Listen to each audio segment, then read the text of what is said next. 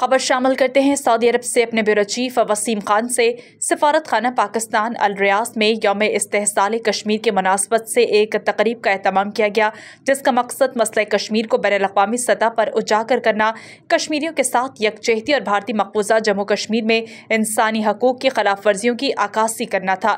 تقریب میں پاکستانی کمیونٹی اور کشمیری بھائیوں کی کثیر تعداد نے شرکت کی۔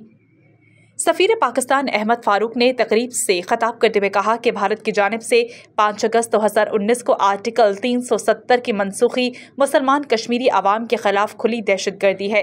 کشمیری قوم مسلسل بھارتی جارحیت اور ظلم و ستم کا شکار ہے۔ اب عالمی برادری کا فرض بنتا ہے کہ وہ مسئلہ کشمیر کو فوری طور پر حل کروائے اور اقوام متحدہ کی قراردادوں کے مطابق کشمیری عوام کو استواب رائے کا حق دلوائے۔ کشمیر کے لیے سفارتی، سیاسی اور اخلاقی حمایت جاری رکھنے کا اعادہ کیا۔